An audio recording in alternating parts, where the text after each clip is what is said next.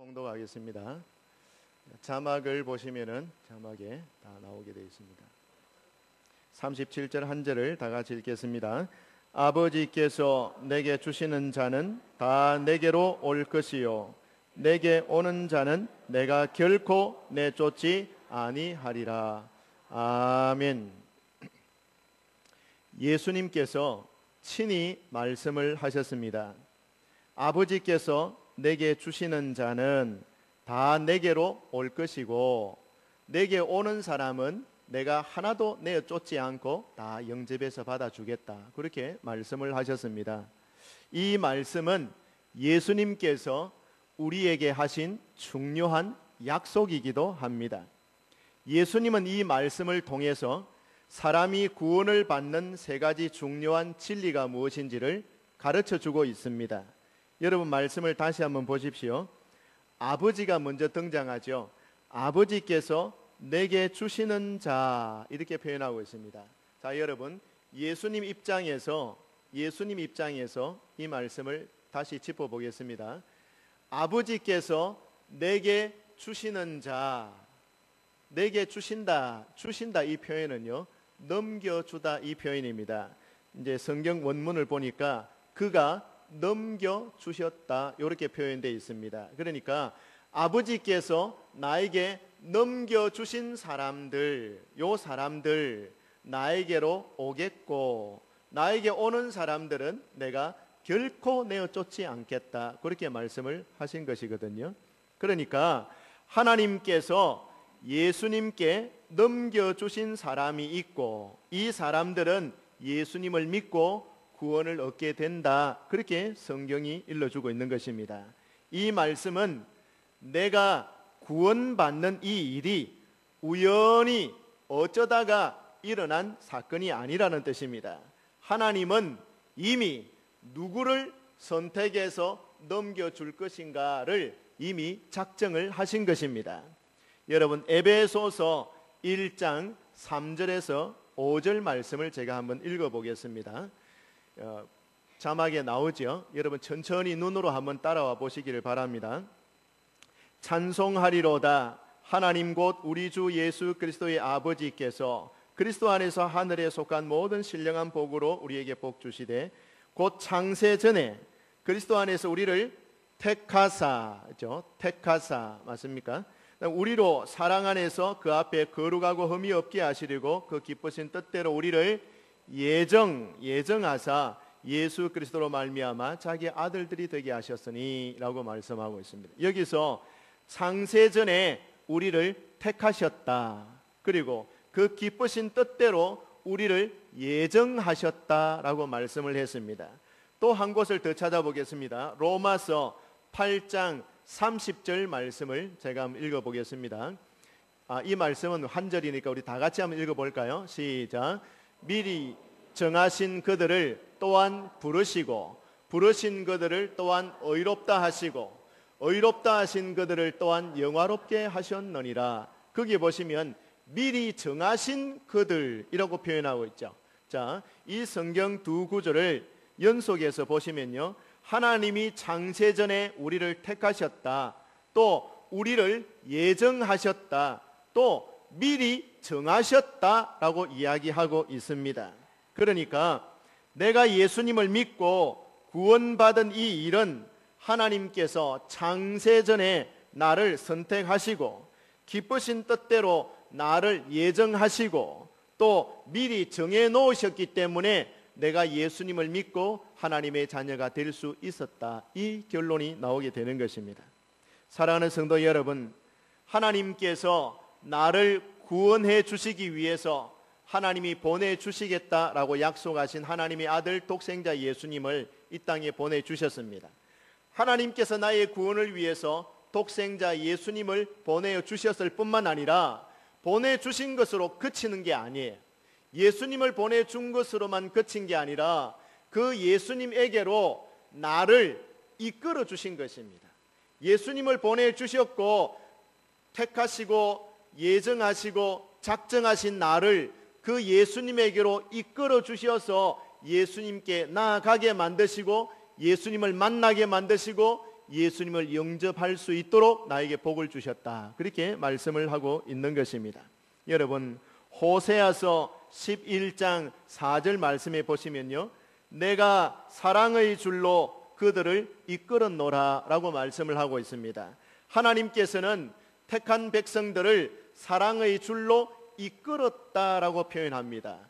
여러분, 저와 여러분은 하나님의 사랑에 이끌려서 하나님 품으로 나오게 된 줄로 믿습니다. 예수님 시대에 서기관들과 바리새인들이 있었죠. 여러분, 바리새인들의 삶의 모토는 정결입니다. 그러니 그들의 경건 생활은 가히 오늘날 우리도 본받기 힘들 정도의 탁월한 경건 생활입니다. 뿐만 아니라 서기관들은 율법 학자들입니다. 선생님들입니다. 일반 백성들이 서기관들을 보면 랍비라고 부릅니다. 랍비는 선생님이라는 뜻이거든요. 그러니까 율법을 자세히 풀어서 가르치는 선생님들입니다. 율법의 정통한 학자들입니다. 그런데 그렇게 경건 생활에 철저하고 율법을 자세하게 아는 박시간 서기관들이 왜 예수님을 믿지 못했을까요? 여러분, 오늘 본문 37절 위에 36절 말씀을 한번 읽어보겠습니다. 그러나 내가 너희에게 이르기를 너희는 나를 보고도 믿지 아니하는도다 하였느니라 그랬습니다. 이것은 여러분, 서기관들과 바리새인들, 지금 예수님 곁에서 예수님을 쳐다보고 있습니다. 예수님이 하는 말씀을 듣고 있습니다. 예수님이 어떤 분이신지를 지금 가장 가까이에서 예수님을 경험하고 있는 중입니다. 그럼에도 불구하고 이 사람들은 예수님을 믿지 아니했다라고 말하고 있습니다. 왜 믿지 않았을까요? 많은 사람들이 예수님을 따르면서 예수님의 말씀을 들으려고 하고 예수님을 믿기 위해서 예수님을 찾아오기도 하고 그러는 상황 가운데 왜 서기관들과 바리새인들은 예수님을 믿지 않았을까요? 예수님께서 이 사람들이 믿지 않는 이유를 우리에게 설명하고 있는 것인데, 여러분 뭐냐면요, 쭉 내려가셔서 44절 말씀에 한번 보세요. 44절 말씀에 보시면 나를 보내신 아버지께서 이끌지 아니하시면 아무도 내게 올 수가 없으니 라고 말씀하고 있습니다. 결과적으로 말씀을 드리면요, 이 사람들이 학식이 부족해서 예수님을 못 믿은 게 아닙니다. 이 사람들이 경건 생활이 미약해서 예수님을 믿지 못한 것도 아닙니다. 경건합니다. 지식도 풍부합니다. 그럼에도 불구하고 가장 자기 가까이 있는 예수님을 믿지 못하는 것은 하나님께서 그들을 이끌지 아니하셨기 때문인 것입니다. 중요한 것은 여러분, 믿음이 어떻게 생기는 것입니까? 지식도 있어야 되고 경건도 있어야 되고 다 있어야 되지만 가장 중요한 것은요, 하나님이 이끄셔야 된다라는 사실인 것입니다. 여러분, 우리가 이 바리새인들과 서기관들 가만히 쳐다보면서요, 그들이 예수님을 믿을 기회는 얼마든지 있었습니다. 얼마든지 예수님을 믿을 기회가, 아주 자기에게 좋은 기회가 주어져 있었습니다. 그럼에도 불구하고 그들은 예수님을 믿지 않고 오히려 예수님을 배척하고 예수님을 무시하고 멸시하는 자리에 이르렀습니다. 뿐만 아니라 이들은 극단적으로 나중에 가서는 예수님을 기어이 십자가에 못 박아 죽이는 데 그들이 동참하는 모습을 우리가 볼 수 있습니다. 왜일까요? 이 구원 얻을 수 있는 가장 가까운 이 길이 옆에 있었지만은 그들이 하나님이 이끌지 아니하시니까 그들이 예수님을 믿지 못하는 것입니다. 여러분, 예수님을 믿는 것은 사람의 의지력이나 노력으로 되는 것이 아니더라 이 말입니다. 하나님의 이끄심이 있어야 됩니다. 그래서 믿음은 하나님의 선물이라고 말씀하는 것입니다. 여러분, 우리가 신앙생활을 어느 정도 하다가 보면요, 어느 순간에 깨달아지는 것이 있습니다. 내가 정말 예수님을 믿고 내 믿음이 이 세상의 여러 가지 시험과 고난 가운데서 이렇게 보존되어 온 것은 정말 내가 남달리 뛰어난 점이 있어서 내 믿음이 보존되어진 것이 아니라 하나님께서 나를 보호하셨고 하나님께서 내 믿음을 보존하기 위해서 나를 이끄시고 도와주셨기 때문에 내가 가능한 일이었다라는 것을 고백할 날이 온다라는 것입니다. 신앙생활 여러분, 어느 정도 한 분들은요, 이거 다 알고 있어요. 내가 이 환난 많은 세상 가운데 내 믿음을 그나마 이 정도로도 지금 보존하고 있는 것은 내 능력이 아니라 전적으로 하나님이 나를 살펴주신 은혜다라는 것을 깨닫는 것이죠. 나같이 죄가 많고 무지하고 목매한 이 사람을 불쌍히 여기시고 나를 선택하시고 또 나를 구원하시고 생명의 길로 이끌어 주시는 것을 생각할 때에 우리는 하나님 앞에 정말 감사하는 마음밖에 나올 것이 없는 것입니다.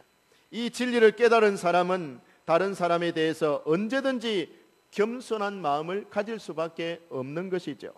내가 나된 것은, 바울 사도도 그렇게 고백했죠. 나의 나된 것은 하나님의 은혜라. 하나님의 은혜라 그랬습니다. 저와 여러분도 그렇게 고백할 수밖에 없습니다. 지금 현재까지 나를 인도해 오신 우리 하나님, 내가 나된 것은 전적인 하나님의 은혜입니다. 이걸 분명히 깨달아지면요, 언제든지 나는 다른 사람에게 대하여서도 겸손해질 수밖에 없는 것입니다. 여러분, 금방 읽은 44절의 말씀이 무엇입니까? 나를 보내신 아버지께서 나에게 이끌지 아니하시면은 누구라도 내게 올 수 없다라는 것입니다.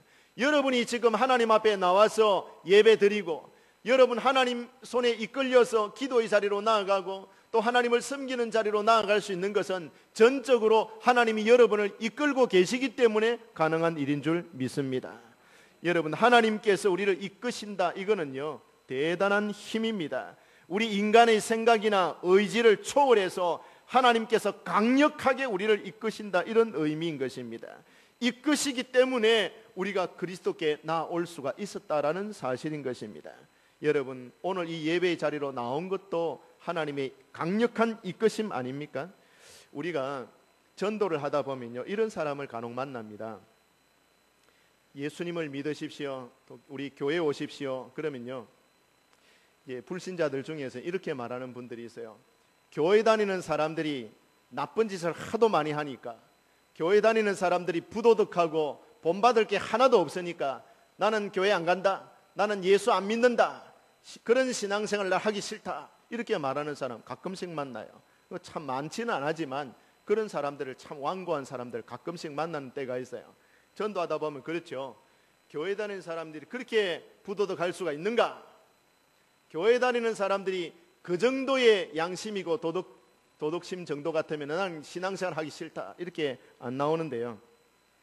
가만히 생각해 보면은 여러분, 이 교만한 마음에, 여러분 왜 그러냐 하면요, 내가 예수님을 믿고 안 믿고 하는 것이, 믿고 안 믿고 하는 이 문제가 교회에 지금 출석하고 있는 교회 성도들이 부도덕하기 때문에, 어떤 나쁜 죄를 짓기 때문에 내가 믿고 안 믿고를 결정한다.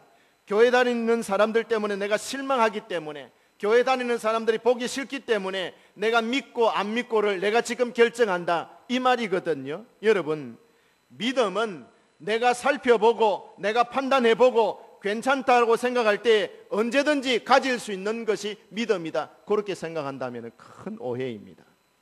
그거 아니에요. 여러분, 교회 다니는 사람들이 내가 예수님 믿고 안 믿고를 결정할 수 있는 요인이 되는 것입니까? 교회 다니는 사람들이 그러면 착하고 선하게 살면은 내가 예수님을 믿을 수 있는 그게 근거가 되는 것입니까? 결코 그런 게 아닙니다. 교회 다니는 사람들이 선하든 악하든 그것이 내가 신앙을 가지게 되는, 가지든 안 가지든 하는 그런 결정할 수 있는 근거가 된다라고 말하는 것은, 그거는 큰 잘못인 것입니다. 세상에 어떤 사람이라도 자기 스스로의 믿음을 가질 수 있는 사람은 아무도 없습니다. 교회 안에 다른 성도들이 본이 되지 못한다고 그 모습 때문에 내가 믿을 수 없다고 말하는 것은 자기를 대단하게 생각하는 교만에 불과한 것입니다. 교회 안에 사람들 때문에 믿고 안 믿고를 결정하는 것이 아닙니다. 여러분, 인간은요, 한낱 연약한 진흙 한 덩어리에 불과한 것입니다. 하나님께서 우리를 불어버리시면은 우리는 먼지로 돌아가야 할 미약한 존재들인 것입니다. 우리에게 여러분 남아있는 것이 뭐가 있습니까?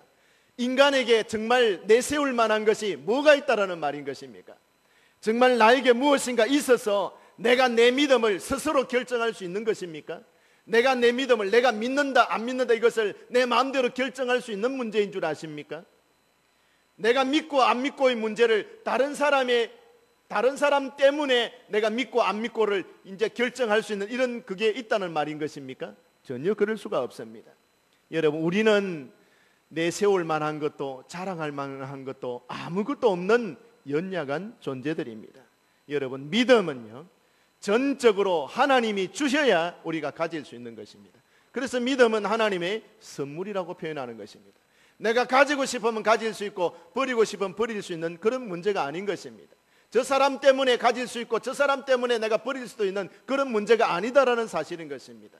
인간이 무엇인데 여러분, 우리가 하나님을 내 마음대로 스스로 결정하고 선택하고 믿고 안 믿고를 자유롭게 결정한다는 말인 것입니까? 그럴 수 없는 것입니다. 내가 예수님을 믿고 하나님을 섬길 수 있는 백성이 된 것은 전적인 하나님의 은혜요, 하나님의 섭리인 것입니다. 여러분, 두 번째 말을 한번 보겠습니다. 하나님께서 내게 주신 자 그랬죠. 그러니까 하나님께서 내게 넘기신 자는 어디로 간다고요?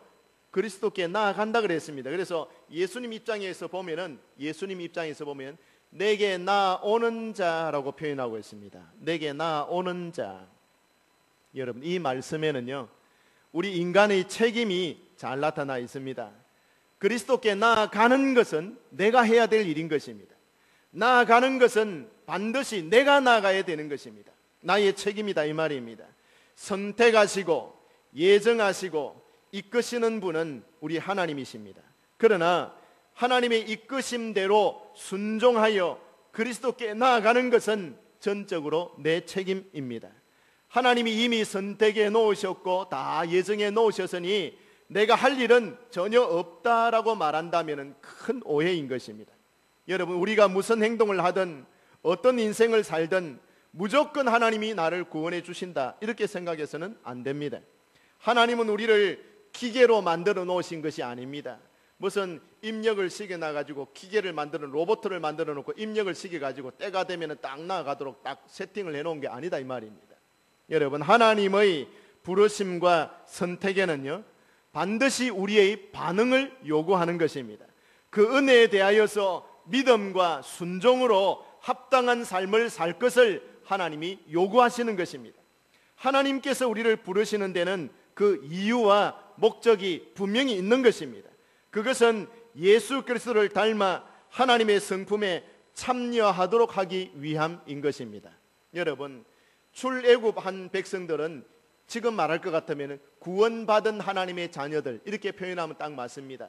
애굽 나라에서 속박을 받다가 이제 탈출했죠. 하나님의 전적인 도우심으로 구원받았습니다. 나왔습니다. 이것은 예수님을 믿고 우리가 정말 하나님의 자녀 되어서 구원받은 것하고 똑같은 이치인 것입니다. 자, 그러면은 구원받은 백성들에게 하나님의 자녀답게 살도록 하기 위해서 무엇을 주셨습니까?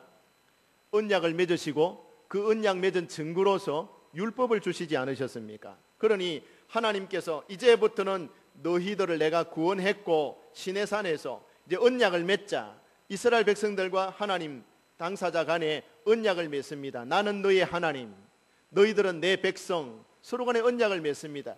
우리는 다른 신 아니고 오직 하나님만 우리가 섬기도록 하겠습니다. 그 다음에 하나님은 너희들을 내 백성으로 인정하고 받아주겠다. 그리고 언약 맺잖아요. 그 언약 맺으면 언약의 내용이 있어야 될 거 아닙니까? 자, 하나님의 백성이 되었으니 이 언약을 너희에게 주노라. 이 언약대로 살면은 된다. 그럼 내 백성으로 인정된다. 여러분, 구원을 위해서 율법을 주신 게 아니죠.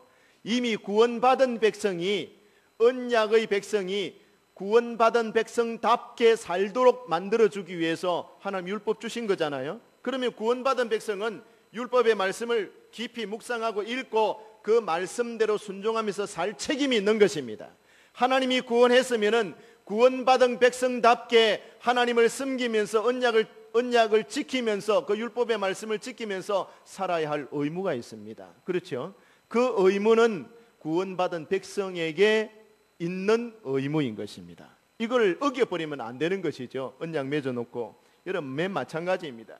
하나님께서 우리를 택하시고 예정하시고 작정하시고 이끄셨습니다. 그러면은 그 이끄심에는 분명히 이유가 있고 목적이 있단 말입니다. 그러면 우리는 어떻게 해야 됩니까? 그 하나님의 택하시고 작정하시고 불러내시고 이끌어내신 그 목적에 따라서 우리는 반응을 해야 됩니다. 반응하고 순종으로 감사함으로 하나님의 말씀을 즐겁게 들어야 합니다. 그리고 그 하나님의 명령을 즐겁게 순종해야만 합니다. 그 반응에 합당하게 우리가 반응해야 된다는 것이죠. 여러분, 예수님께서 이 세상에 계실 때 죄인들이 예수님에게 나오는 것을 용납해 주셨죠. 죄인들을 사랑해 주셨습니다. 죄인이기 때문에 사랑했습니까? 아니, 그 사람이 죄인이기 때문에 예수님이 사랑하신 게 아니라니까요. 죄인임에도 불구하고 예수님이 사랑하신 것입니다. 무엇 보시고요? 그 죄인들이 자기 지은 죄를 회개하고 자발적으로 하나님 앞에 돌아 나와서 하나님을 아버지라고 부르는 그 모습이 너무 좋기 때문에 죄인임에도 불구하고 회개하고 돌아 나오는 모습이 너무 아름답게 보이기 때문에 죄인을 사랑한 것입니다. 그거 아닙니까, 여러분? 그러면 여러분, 우리가 깨달아야 되는 것입니다. 탕자가 아버지 집을 떠나가지고 죄 가운데 살다가 어떻게 했습니까? 깨닫고 돌이켜 회개하고 아버지께로 돌아갔지 않습니까? 아버지께로 돌아가는 것은 자기가 해야 될 일이라요. 품에 안으시고 맞아주시는 것은 우리 주님이 하실 일이고, 회개하고 돌이켜서 자기 발로 걸어서 아버지 품으로 돌아가는 것은 자기가 해야 될 일이라는 사실입니다. 여러분, 하나님께서 신구약 성경 전체에서 계속적으로 선포하고 계시는 말씀이 무엇입니까? 선지자들을 보내시고 또 보내셔서 계속적으로 자기 백성에게 뭐라고 말씀하고 계십니까? 너희는 하나님께로 돌아오라. 돌아오라라는 것입니다. 하나님께로 오라라는 것입니다. 와야 되는 것입니다. 오는 것은 우리의 책임이라요. 여러분, 안 가기 때문에 망하는, 사람이 여러분 죄를 지어서 망하는 줄 아십니까? 죄를 지어서 망하는 사람은 없어요. 죄를 회개하지 않기 때문에 망하는 것입니다. 하나님께서는 우리 인간이 연약하기 때문에 다 죄를 짓는다라는 걸 알고 계십니다. 죄를 짓고 스스로 구원할 수 없다라는 것을 알고 계시기 때문에 독생자 예수님을 보내신 거 아닙니까? 구원자를 보내신다라는 것은 구원자가 필요하기 때문에 보내신 거 아닙니까? 다 알고 계십니다, 우리가 죄인인 것을. 근데 사람이 죄를 짓고 망하는 것이 진짜 아니고, 죄를 짓고 하나님 앞에 회개하지 않기 때문에 다 망하는 거예요. 회개하면 하나님이 용서하시고 받아주시고 다 의롭다 인정해 주시는 것인데, 회개 안 하는 거거든요. 여러분, 우리가 주님 앞에 나아가는 것은 우리가 나아가야 될 일이에요. 나아가야 됩니다. 끊임없이 나아가야 됩니다. 열심을 가지고 나아가야 되는 것입니다. 여러분, 베드로후서 1장 10절과 11절 말씀을 한번 읽어보겠습니다. 베드로후서 1장 10절과 11절 다 같이 한번 읽어보겠습니다. 시작. 그러므로 형제들아, 더욱 힘써 너희 부르심과 택하심을 굳게 하라. 너희가 이것을 행한즉 실족하지 아니하리라. 아멘. 거기에 말씀해 보시면은요, 뭐라고 하고 있습니까? 더욱 힘써 너희 부르심과 택하심을 어떻게 하라고요? 굳게 하라 그랬습니다. 하나님이 너희를 택하시고 너희를 부르신 것, 그것을 너희들이 택하심을 입고 너희들이 부름을 받았다면은 그것을 굳게 해야 된다. 굳게 한다라는 말은요, 확실하게 해라, 그런 뜻입니다. 확실하게.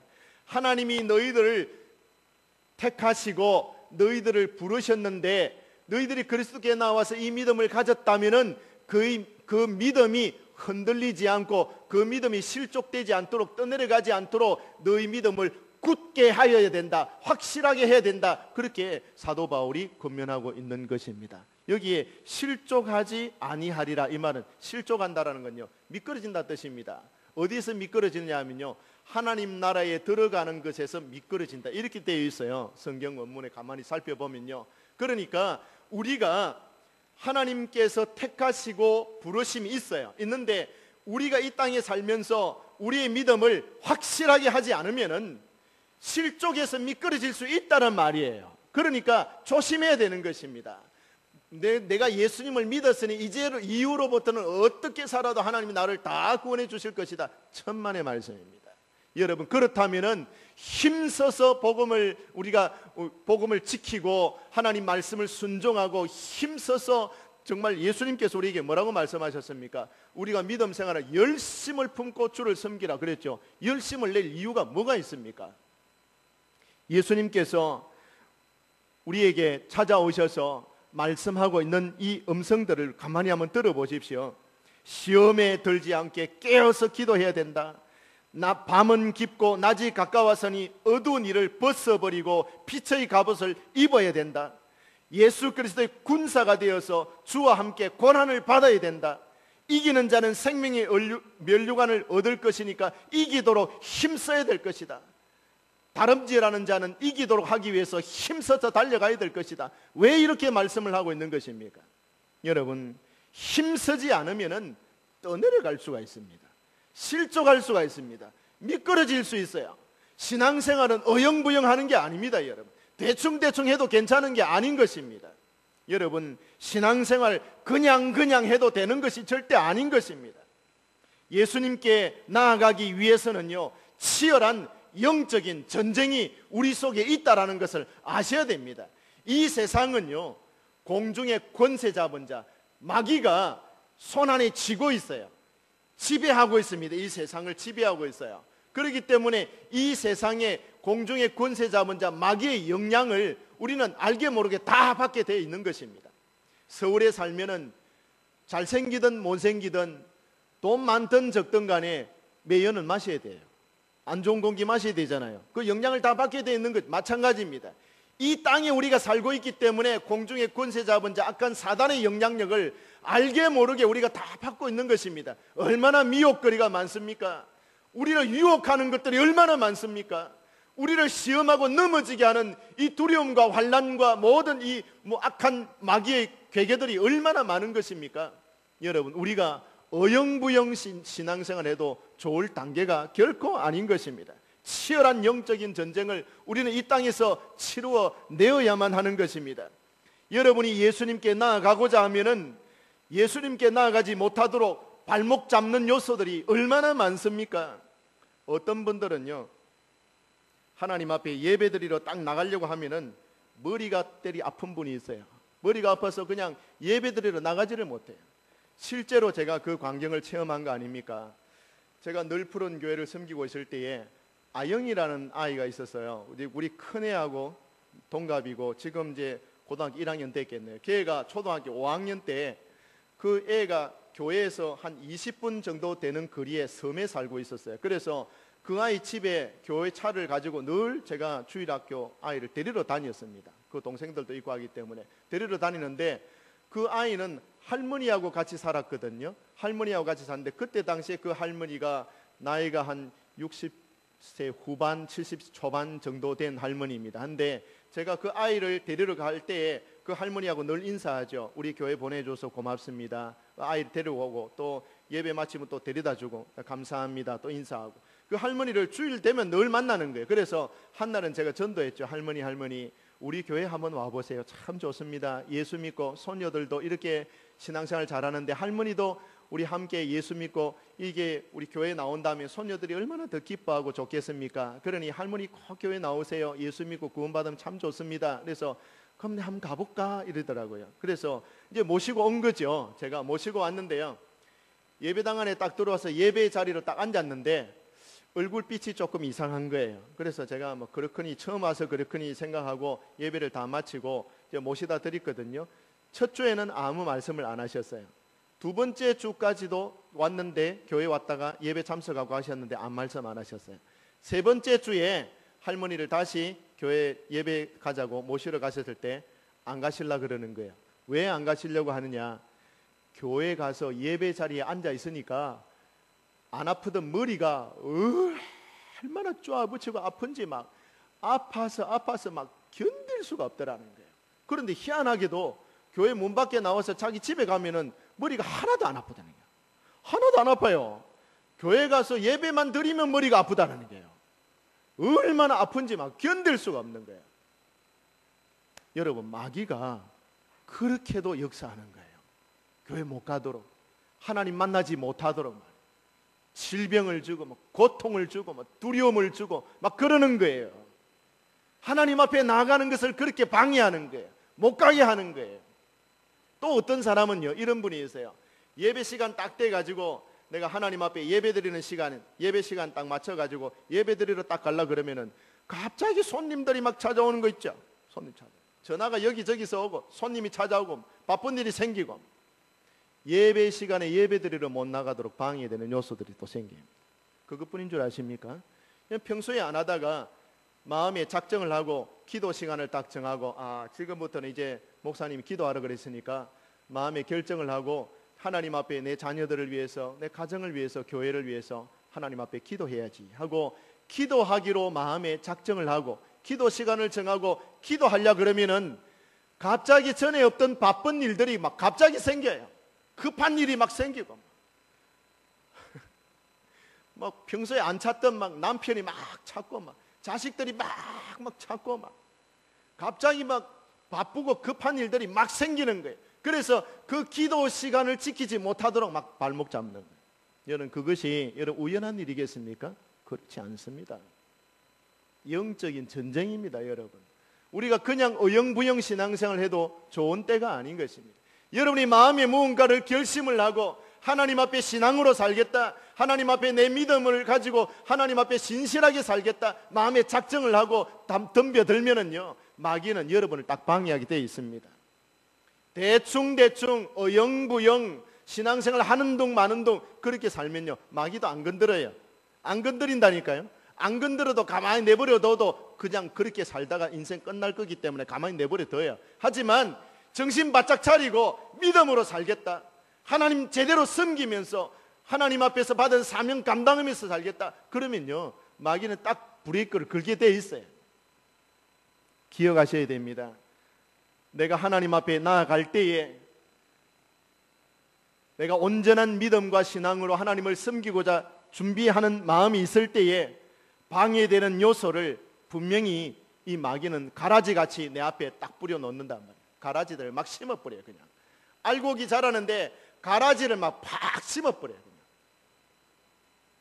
그런 방해 요소들이 나타납니다. 틀림없이. 그럴 때 우리는 어떻게 해야 되느냐? 하나님 앞에 기도해야 됩니다. 하나님, 내가 하나님 앞에 나아갈 때에 내 발목을 잡는 이 악한 사단의 세력들과 요소들을 끊어주시고 막아주시고 하나님 앞에 온전한 믿음으로 나아갈 수 있게 되도록 나를 이끌어 주시옵소서.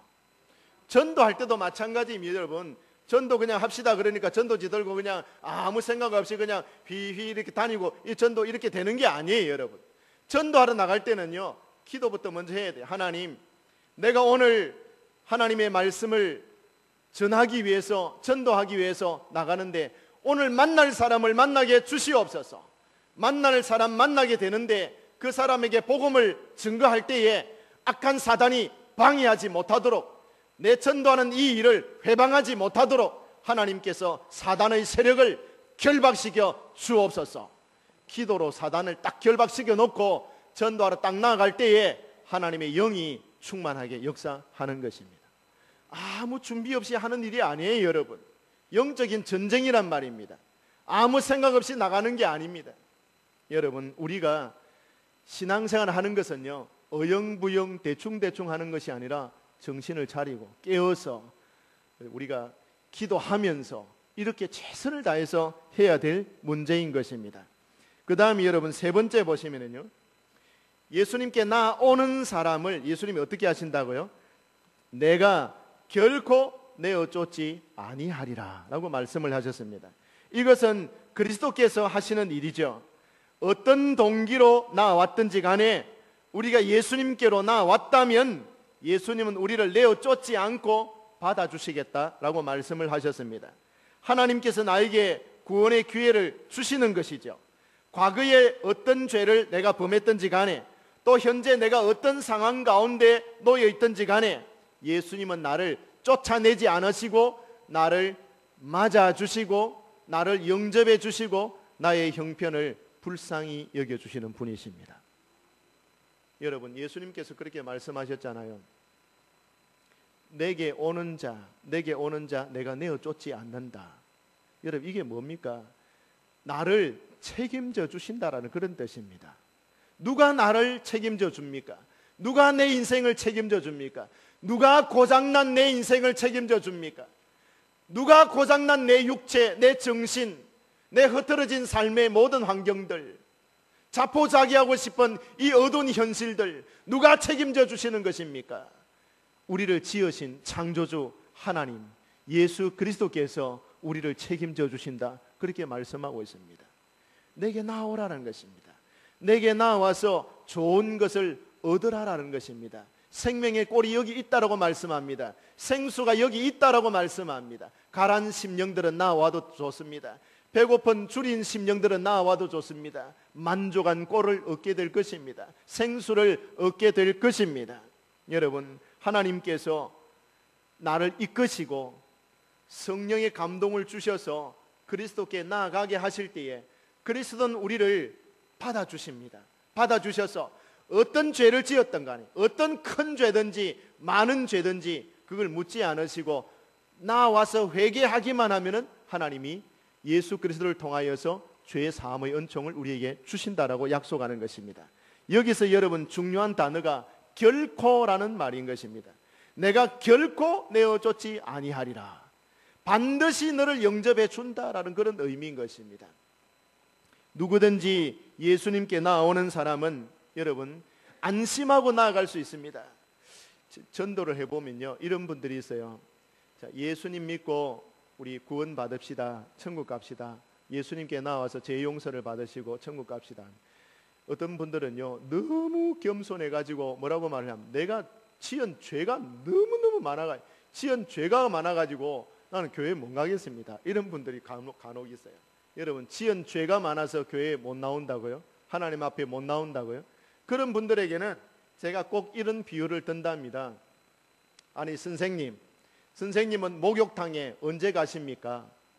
내 스스로가 깨끗하다고 내 몸은 아주 깨끗하고 말끔하다라고 생각될 때 그때 목욕탕 갑니까?